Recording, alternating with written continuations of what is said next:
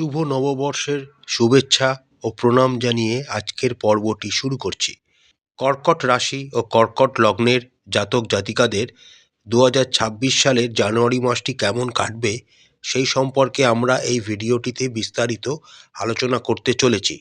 আলোচনাটি খুবই গুরুত্বপূর্ণ হতে চলেছে, তাই আশা করব আপনারা পুরো ভিডিওটি দেখবেন। আমাদের চ্যানেলের কন্টেন্ট যদি আপনাদের ভালো লাগে তাহলে অবশ্যই চ্যানেলটিকে লাইক, সাবস্ক্রাইব করবেন। কালপুরুষের রাশিচক্রের চতুর্থ রাশি হল কর্কট রাশি। কর্কট রাশির অধিপতি হলেন চন্দ্রদেব। এখন আপনারা যে অ্যাস্ট্রোলজিক্যাল চার্টটি দেখতে চলেছেন সেটি কর্কট রাশি ও কর্কট লগ্নের জাতক জাতিকাদের সাপেক্ষে আগামী জানুয়ারি মাসের গ্রহের অবস্থান। বছরের শুরুতেই আপনাদের দ্বাদশভাবে দেবগুরু বৃহস্পতি বক্রী অবস্থায়, আপনাদের দ্বিতীয় ভাবে কেতু, অষ্টমভাবে রাহু এবং নবমভাবে শনি অবস্থান করবেন। আপনাদের রাশির ষষ্ঠভাবে রবি, মঙ্গল, বুধ ও শুক্র জানুয়ারি মাসের প্রথম অর্ধে একত্রে গোচর করবেন। 12ই জানুয়ারি শুক্র মকর রাশিতে, 13ই জানুয়ারি রবি মকর রাশিতে, 14ই জানুয়ারি মঙ্গল মকর রাশিতে উচ্চস্থ অবস্থায় এবং 17ই জানুয়ারি বুধ মকর রাশিতে গমন করবেন। 16ই জানুয়ারি পর্যন্ত আপনাদের রাশির সাপেক্ষে দ্বাদশপতি এবং ষষ্ঠপতির ক্ষেত্র বিনিময় যোগ, অর্থাৎ বুধ ও বৃহস্পতির ক্ষেত্র বিনিময় যোগ আপনাদের রাশির ক্ষেত্রে তৈরি হবে। আসুন এবার আমরা দেখে নিই 2026 সালের প্রথম মাস জানুয়ারি মাসটি কর্কট রাশি ও কর্কট লগ্নের জাতক জাতিকাদের কেমন কাটতে চলেছে। আপনাদের রাশির সাপেক্ষে দশম ভাবের অধিপতি হলেন মঙ্গল। জানুয়ারি মাসের প্রথম 15টা দিন মঙ্গল আপনাদের ষষ্ঠভাবে অবস্থান করবেন, অর্থাৎ কর্মক্ষেত্রে আপনারা সফলতা অবশ্যই পাবেন। ষষ্ঠভাবে মঙ্গল জ্যোতিষশাস্ত্র অনুসারে খুবই একটি অনুকূল অবস্থান। এখানে আপনারা কর্মক্ষেত্রে যে সমস্ত চ্যালেঞ্জের সম্মুখীন হবেন সেগুলিকে সহজেই উতরাতে পারবেন এবং সাফল্য আপনাদের জীবনকে ত্বরান্বিত করবে। দ্বাদশ ভাবের অধিপতি বুধ এবং ষষ্ঠ ভাবের অধিপতি বৃহস্পতির ক্ষেত্র বিনিময় যোগও এই সময় থাকার জন্য 17ই জানুয়ারি পর্যন্ত আপনারা যে সমস্ত কর্মে প্রথমে বাধা সম্মুখীন হবেন সেই বাধাগুলিকে আপনারা নিজেদের পরিশ্রম ও বুদ্ধিমত্তার দ্বারা কাটিয়ে উঠতে পারবেন এবং নিজেদের কর্মক্ষেত্রে প্রশংসিত হবেন। 15ই জানুয়ারির পর মঙ্গল যখন উচ্চস্থ অবস্থায় আপনাদের সপ্তমভাবে গোচর করতে শুরু করবেন, এই সময় যারা প্রশাসনিক লেভেলের কাজকর্মে যুক্ত রয়েছেন, পুলিশ, মিলিটারি ইত্যাদি ক্ষেত্রে কর্মরত রয়েছেন, তাদের জন্য সময়টা দারুণ হতে চলেছে। তবে সপ্তমভাবে মঙ্গলের উপস্থিতির জন্য আপনাদের ধৈর্য এবং জেদ রাগকে একটু কমাতে হবে, ধৈর্যকে ধরে রাখতে হবে। যে সমস্ত কর্কট রাশি ও কর্কট লগ্নের জাতক জাতিকারা ব্যবসার সাথে যুক্ত রয়েছেন তাদের জন্য সময়টা যথেষ্ট অনুকূল। আপনাদের সপ্তম ভাবের অধিপতি শনি আপনাদের ভাগ্যভাবে অর্থাৎ নবমভাবে মীন রাশিতে গোচর করছেন। শনির এই অনুকূল অবস্থানের জন্য আপনারা যদি ধৈর্য ধরেন তাহলে অবশ্যই ভালো ফলাফল আশা করতে পারেন। তবে সপ্তম ভাবের অধিপতি শনি যেহেতু নবমভাবে গোচর করছেন, তাই আপনাদের কিন্তু ফল পেতে একটু ধৈর্য ধরতে হবে, কারণ শনি একটি স্লো মুভিং প্ল্যানেট।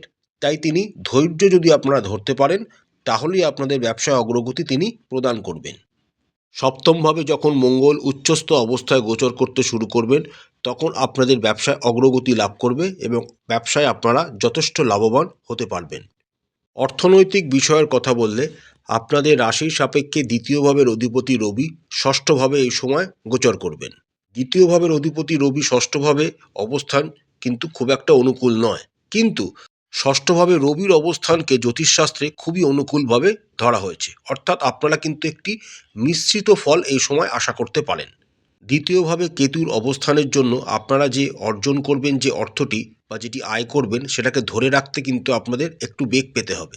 কিছু অনাকাঙ্ক্ষিত ব্যয় এই সময় হওয়ার একটা প্রবল সম্ভাবনা দেখা যাচ্ছে। অষ্টমভাবে রাহুর উপস্থিতির জন্যেও পারিবারিক ক্ষেত্রে কারুর অসুস্থতার জন্যেও এই সময় অর্থ ব্যয় হওয়ার একটা যোগ দেখা যাচ্ছে, বা নিজের শরীর স্বাস্থ্যের ক্ষেত্রেও আপনাদের এই সময় অর্থ ব্যয় হতে পারে। আপনাদের রাশি ও লগ্নের সাপেক্ষে রাজ্যকারক গ্রহ মঙ্গল যখন সপ্তমভাবে গোচর করে যাবেন এবং তার অষ্টম দৃষ্টি দ্বারা আপনাদের দ্বিতীয় ভাবকে তিনি প্রভাবিত করতে শুরু করবেন। তখন থেকে আপনারা অর্জিত অর্থ সঞ্চয় করতে পারবেন।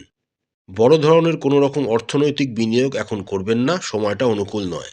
এছাড়া দ্বাদশভাবে বৃহস্পতির উপস্থিতির জন্যে আপনাদের কিন্তু কোনো ধর্মীয় স্থানে যাত্রা বা ধর্মীয় কোনো কারণে অর্থ ব্যয় হওয়ার যোগও দেখা যাচ্ছে।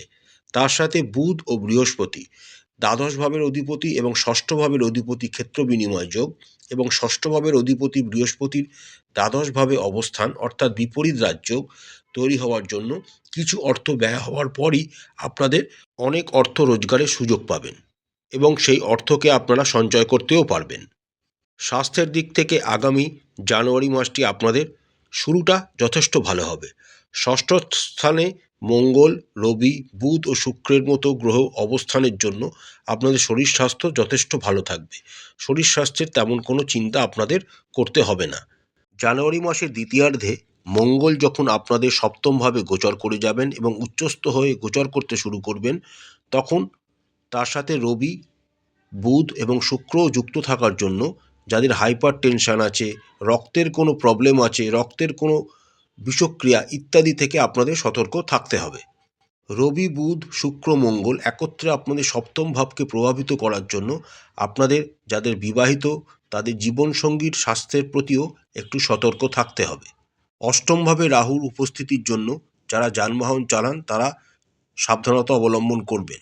এছাড়া দ্বাদশভাবে বৃহস্পতির অবস্থানের জন্য যাদের হার্ট রিলেটেড কোনো রকম সমস্যা রয়েছে বা কোনো রকম অ্যাজমা জাতীয় কোনো সমস্যা রয়েছে তাদেরও সাবধানতা অবলম্বন করতে হবে পুরো জানুয়ারি মাস জুড়েই। যে সমস্ত কর্কট রাশি ও কর্কট লগ্নের জাতক জাতিকারা প্রেমের সম্পর্কে রয়েছেন তাদের কিন্তু 2026 সালের জানুয়ারি মাসের শুরুটা একটু বেদনাদায়ক হতে পারে। পঞ্চম ভাবের অধিপতি মঙ্গল বছরের শুরুতেই ষষ্ঠভাবে অবস্থান করবেন এবং তিনি অস্ত অবস্থায় ট্রানজিট করবেন। একে অপরের ওপর জেদ, রাগ, ভুল বোঝাবুঝি এই সমস্ত সমস্যা কিন্তু আপনাদের মধ্যে দেখা দেবে।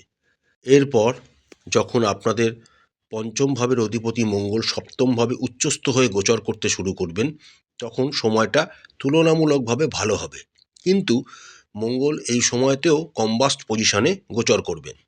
তাই অযাচিত কিছু জেদ বা রাগ এই সময় আপনাদের সম্পর্কের মধ্যে বিভেদ সৃষ্টি করার একটা প্রবল সময় আসতে চলেছে, সেদিকটা খেয়াল রাখবেন।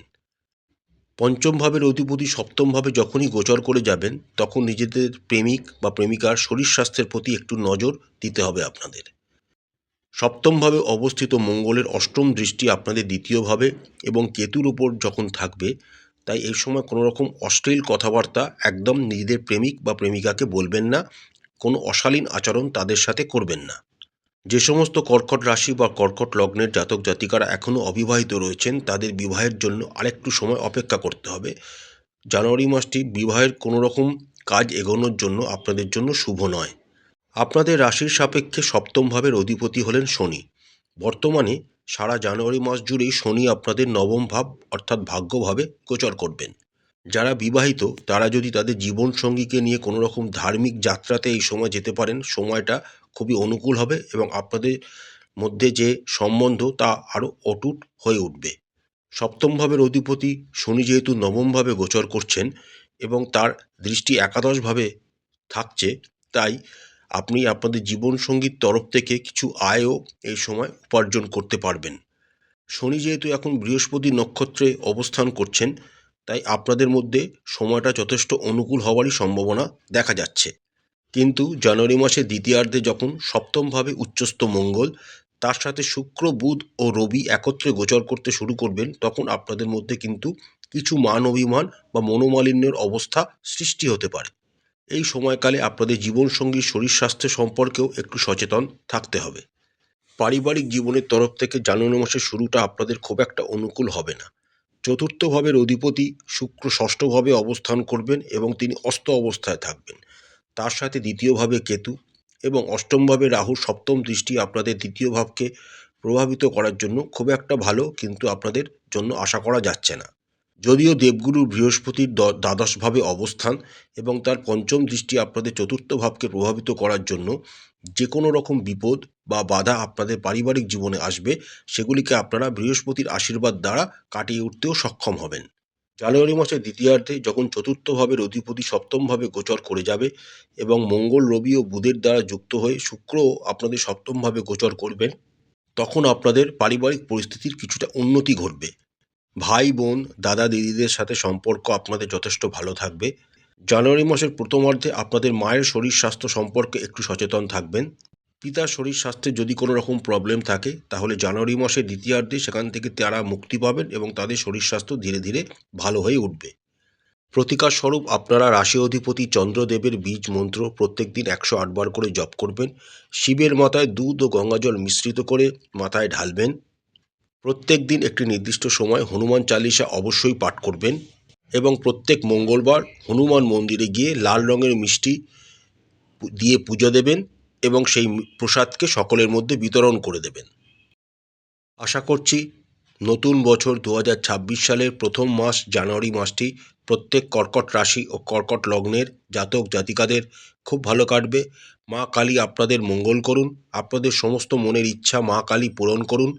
আমাদের চ্যানেলের কন্টেন্ট যদি আপনাদের ভালো লাগে, তাহলে অবশ্যই চ্যানেলটিকে লাইক করবেন, শেয়ার করবেন, সাবস্ক্রাইব করে আমাদের চ্যানেলটির পাশে থাকবেন।